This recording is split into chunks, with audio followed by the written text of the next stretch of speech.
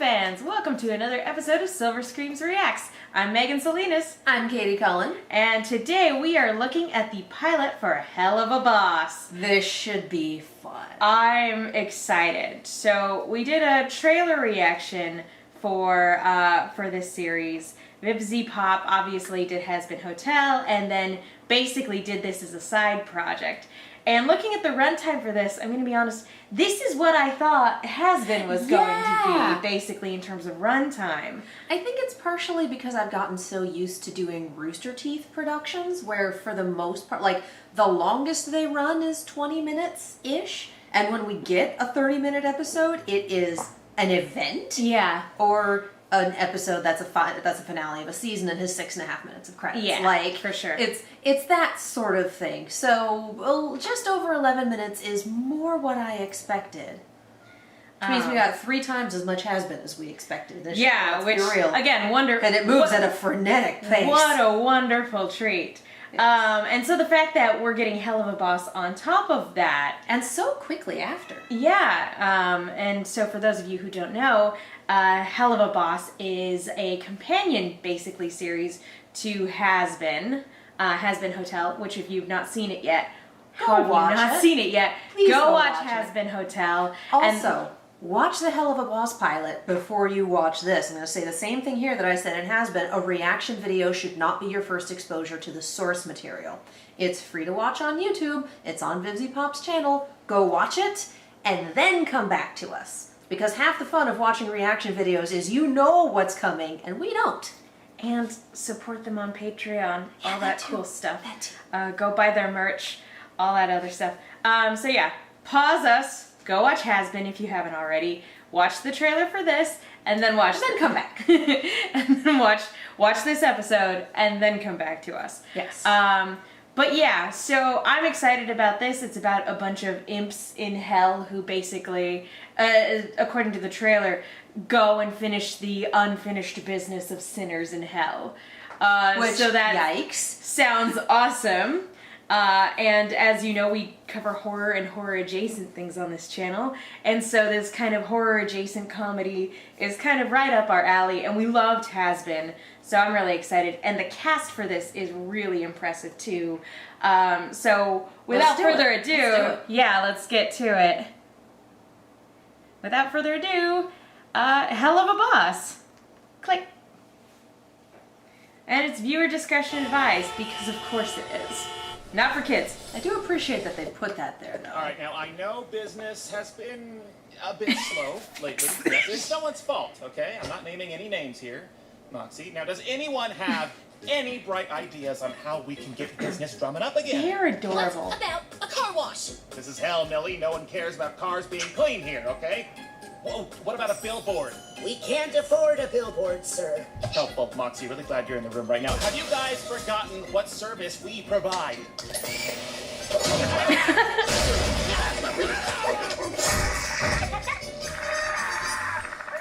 Those were the good times. I don't need any reminding, sir, considering you blew most of our salaries on an obnoxious TV ad last week. I love One the that you color then additionally schemes. paid to have run for a full 3 hours on a channel nobody watches. Hey, excuse me. What's obnoxious about a super fun jingle, all right? It's a fun distraction when an advertisement's spitting bullshit.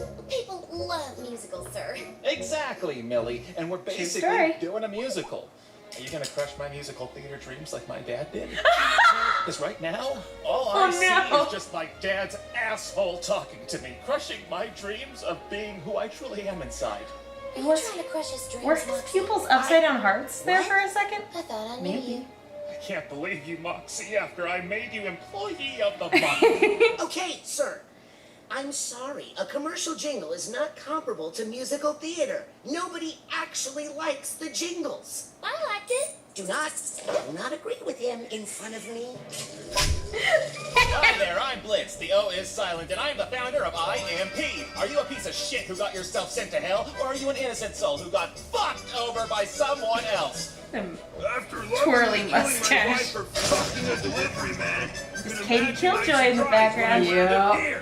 After after the state of Ohio 666 killed me. News. I really wish I could stick it to that yappy jogger who saw me hiding the body. Well, luckily for you, thanks to our company's special access to the living world, we can help you take care of your unfinished business by taking out anyone who screwed you over when you were alive. I love his When coat. somebody gone and you don't want to wait too long, call the immediate murder professionals. And grenade or cyanide will make it look like suicide. That's what IMP stands for? Professionals, we do our job so well because we come straight from hell. We'll kill your husband or your wife, we'll even let you keep the knife. We're the immediate murder professionals. Went a little camp there for a second. Doctor, he's not responding. Ooh, what a stat! It didn't do anything. Damn it. I'm not losing another one. Oh my god! Holy shit, it actually worked. Like that the nurse sounded like Dr. He's in Girlfriend. stable condition, but he'll need surgery. Now, what insurance provider do you freaks have? The fuck is insurance? Oh no! Kids die for free. Oh, that's an I'd like to option. go on record and say that incident was Loona's fault. Dispatch is supposed to give us the right info on the target. It's very simple. Oh, sit on a dick, Moxie. You sit on a, and the, do your job! Hey, now we don't blame our screw-ups on Loona, okay? She didn't do anything wrong. Are you kidding me, sir? She's awful. Hello, IMP. Happy adoption It's like Abby anniversary, Plaza Looney. in, I got Parks you and a Rec. little something. Is it a cure for syphilis? Oh. Then I don't want it! I'm sorry, it was spiders. God damn it. Excuse me.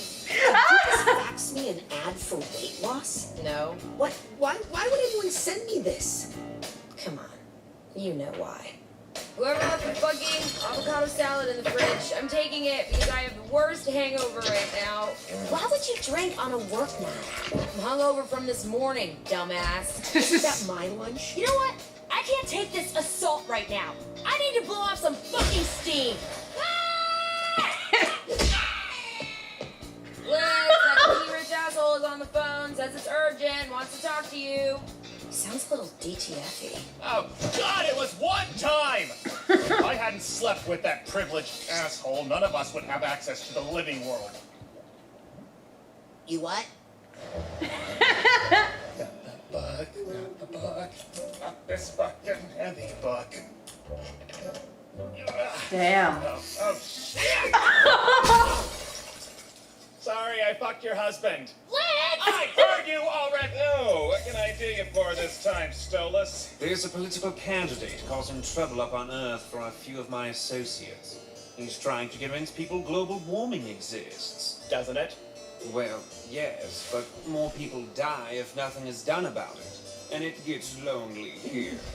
Okay, well, yeah, that makes sense. You know what happens when I'm lonely, Blitzy? Oh, God fucking damn it. When I'm lonely, I become hungry. And when I become hungry, I want to choke on that red of yours. Oh, Lord. Your salad and lick all of your before taking out your and with more teeth and Until you're screaming like a fucking baby. I was gonna say, they didn't bleep fuck, so. Eat this. And then you know that bridge over the freeway? Yeah? Shit off it.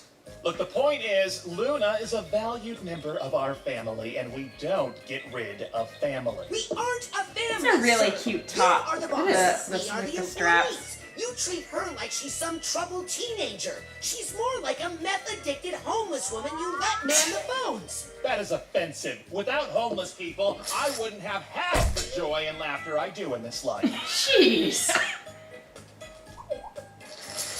He's got like a heartless symbol on his Family. forehead. Can you stop finding me and Millie outside of work? Come on, sweetie, it's not that big a deal. Excuse me. What? Honey, can you give me the butter? Sure, sweetie. Spoiler alert, the butter's spoiled. What's funny, honey? Really impressive wordplay. What the? Why are you in our fridge? fan.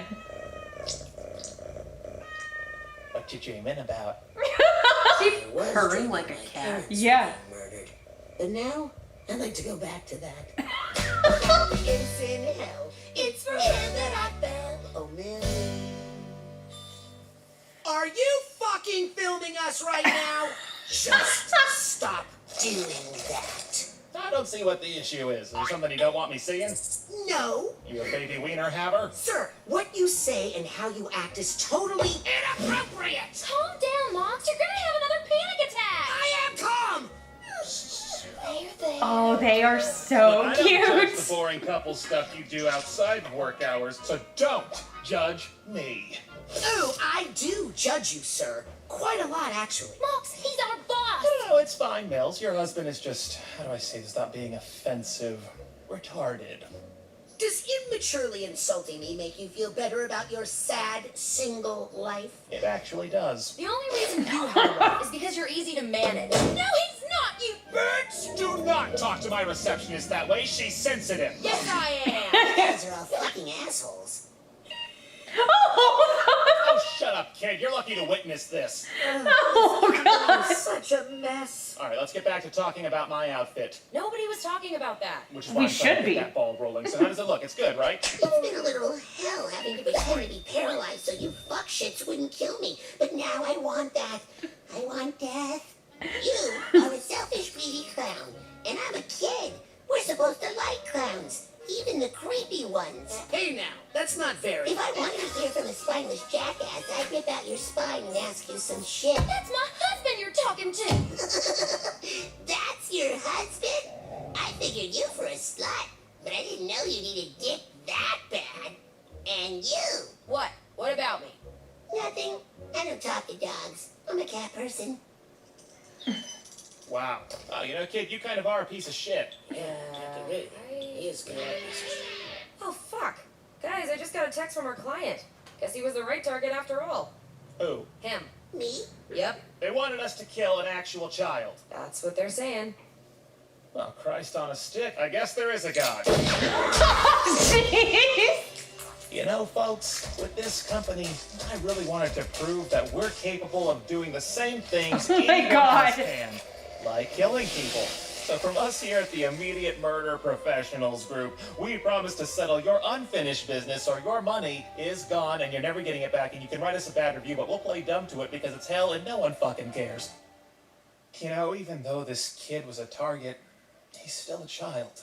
It's important that we handle this going forward respectfully. Please, if anyone has seen my little Eddie, please contact us at full. You're welcome! Jeez. Oh, what a thrill when the crimson starts to spill. And my Millie goes in for the kill. She takes away my breath. Oh, She's they're ready so to cute. die For me. Oh, Millie. She's the queen. It's like a dream. When I hear her victims start to scream. In and out of the sack. She's the maniac for me. Oh, Millie. When the blood starts dripping down the walls. Drip, drip, drip. And the bodies start to fall. My heart skips a beat. Is this on Spotify? Yeah. My assassin love, she makes the murdering fun for me. A-la-la-dee. Of all the imps in hell, it's for her that I fell. Oh, Millie.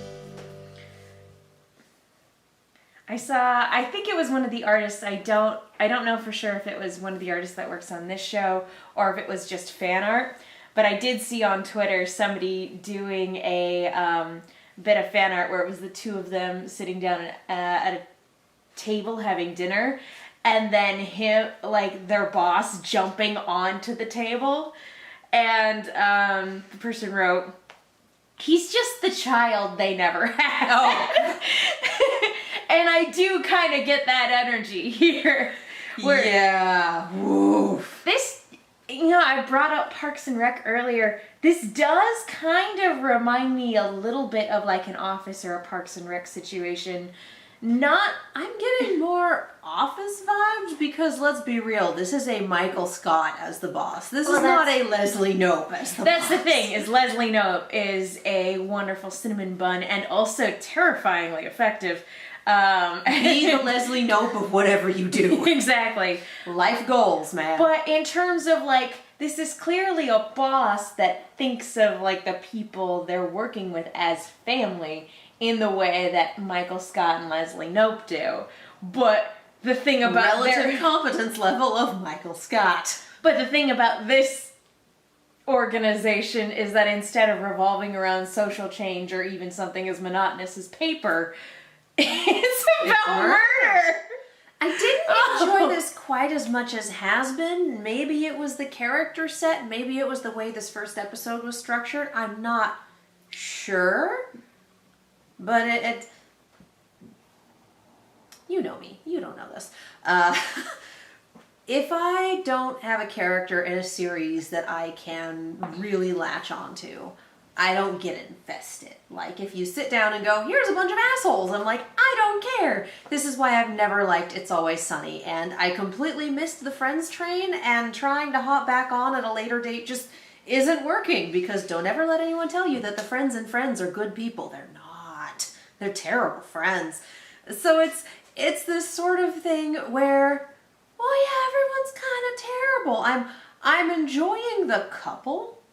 They're cute. But everyone else is driving me so fucking crazy that it's kind of hard to... See, I'm on the absolute other end. I do like It's Always Sunny in Philadelphia whenever I sit down to watch it, because I don't watch it very often, but I really like it anytime I sit down to watch it. I liked Friends growing up, and I like watching it while it's on Netflix.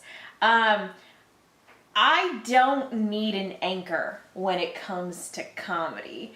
There are some stories where it's like, oh yeah, if like there's not anybody for me to root for, then yeah, I do kind of run into that problem sometimes, but usually not with comedies, because like I can watch a Coen Brothers movie where everybody's like a trash person and you just sort of watch as the train wreck unfolds. As the fiasco happens. If I don't have any character-based empathy, for the most part, I'm out. I think the one exception has been Crunch Time, the Rooster Teeth show. That was sadly, we're still waiting for a season 2 that may or may not ever happen. So that's the one where everyone's an asshole, but I kind of love it. This one, I'm having a little trouble getting into it, and maybe if/when there's another episode, it'll be a little different. I don't know. Was it the child dismemberment? It might have been the child dismemberment. No, actually. But it's just. I think the point where the kid sat up and started spewing the same stuff was like, really? Okay. I don't know. It's not bad. But this particular episode was not my speed. See, my biggest complaint is editing. I feel like the structure of the jokes worked really well, but some of the Family Guy-esque cutaways didn't work for me. Some of them felt a little bit too choppy. I get what they were going for, though, and when it worked, it really worked well. For some of them, I was having trouble figuring, like, the fact that it's like, oh no, we're still in the meeting. I'm like, wait, I thought this was the present scene. It was still a cutaway? We did a few too many levels of Inception for me to really keep track of things. That's what I'm talking about, is that there were a few of those cutaway bits where it made it hard to keep track of, like, wait, where are we right now? Yeah. But in terms of the comedic delivery, it was very effective with that. So in my opinion, if they tweak this just a little bit so that it's a little bit more linear, or at least a little bit more cohesive in terms of its narrative through line, like, I think it could be just as awesome as has been. And again, I don't mind them all being terrible. I think that's freaking hysterical. And much like with characters in Has Been, you can see, okay, a little bit of a heart there, a little bit of a heart there. The sort of aspects of what he's doing. Not so much. that like what their boss is working with. Clearly he's got something where he feels like he needs to overcompensate with this business and with getting overly involved in the lives of his employees. Yeah. He's clearly desperate for some sort of human connection. Like, even at the very end there, when he's giving them a big hug and he's wrapping his tail around all of them, it's like, please don't let me, I'm not gonna let you go. We're a family, it's fine. I think part of it was the pacing. Like, the pacing for this and the pacing for Hotel Hazbin are pretty similar. They're very, very quick. Very, almost frenetic. I think that Hazbin also it was charming. And I think there was just enough charm to really keep it going on and keep you going, oh, okay, yes, let's do this. Yes, let's continue. This one, yeah, the Family Guy cutaways were an issue. I don't think it had, I mean, it's hard not to be charming when your main character is Charlie. Like, she's just built like that. Well, she's a Disney princess, basically. Yeah, and I mean, obviously we don't have a similar character here, and that's not the point. I also think that maybe it was a matter of we're trying to fit a lot into an 11-minute episode as opposed to fitting what we needed to in a 30-minute episode. So I think this, again, with the Family Guy cutaways and the pacing, it might have been trying too hard to establish everything to the point where it got confusing. And I think that might have been a little of what turned me off as well.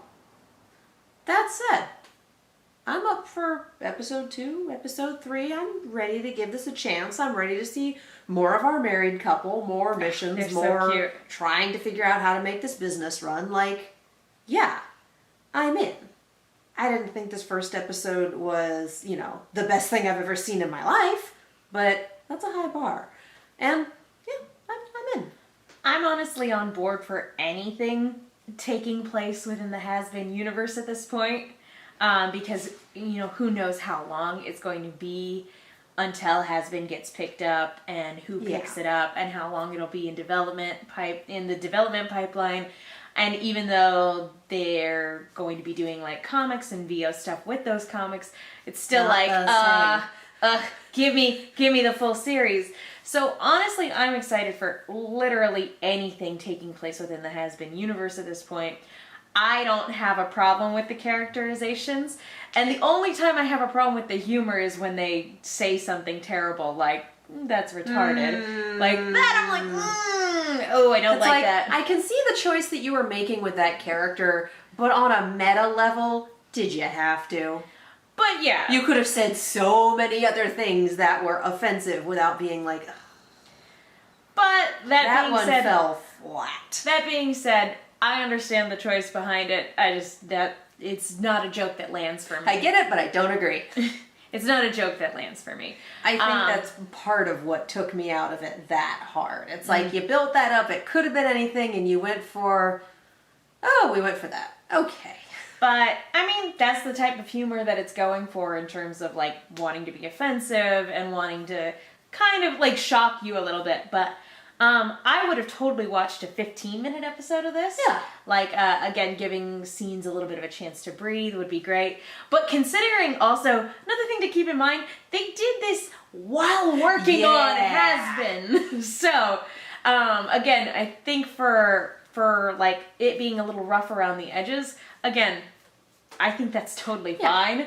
And I would be excited for more, for sure. Yeah, the criticisms that we have are keeping in mind that this is a very small, independently funded indie animation studio doing their damn best, and that this is a pilot. Like, pilots aren't perfect. That's not the point of pilots. A pilot is a proof of concept. There are a lot and of as a proof of concept, it works. It's got some kinks to iron out, but you know what you're in for here. And that's the point of a pilot. There are a lot of, like, big budget studio pilots that don't work or have, like, a lot of kinks to iron out. Pilot season is a trip, y'all. Famously, The Game of Thrones pilot, the first one that they did, was a hot mess for a number of reasons. Which really should have been an indication of what we were going to get in the later seasons, but here we are. Anyway, if only we knew then what we knew now. Something prophecy. But the only prophecy that D&D actually followed through on. Oh Lord. Alright, we should wrap up before we make... I never said I used my before powers we make for enemies. But no. Too late. All in all, I really liked this. The character designs are just as charming and eye-catching as they are for Hazbin. I don't have a problem with them all being trash people. I think it's fun. And again, casting, excellent choices. Oh my god, the casting's amazing. Bravo. They put in stellar performances, and so I would also, because this is the first time we've gotten a glimpse into the human world, like from the perspective of this hell, I would be kind of interested in seeing what the regular human world / heaven and the other celestial levels like heaven and purgatory, like what those would look like in the universe of Hazbin. Yeah. So Vivzy, we want to see. Let us throw money at you. We want to see. Any final thoughts? I'd be in for another couple episodes. See where it goes. Yeah. So, bravo, Vivzy, bravo to everybody on the team. You guys did great. Can't wait to see more. All right, Katie, where can people go if they want to find you? You can follow me all over the social medias as well as on YouTube and Twitch at Kiaxet. That is Kiaxet. If you like non-horror reactions, including reactions to Rooster Teeth Productions, which we mentioned earlier, all of those are available on that YouTube channel. And I'm Megan. You guys can follow me on Twitter and Instagram at The Menguin. That's TheMenguin. I also do a podcast called No Love Lost, which is a Lost retrospective podcast where my co-host Will Link loves Lost, and I don't. We talk about it. And if you want to hear us talk about... did you already mention Rooster Teeth? No. Alright, yeah. If you want to hear us talk about Rooster Teeth related shows, head on over to Rooster Team Radio over on Anchor or whatever your podcast app of choice is. Where right now we're talking about Ruby, but recently episode 5 of Welcome to Vale was also uploaded. So go check that out. It's all good stuff. Thank you guys so much for watching. We'll see you all next time. Murder.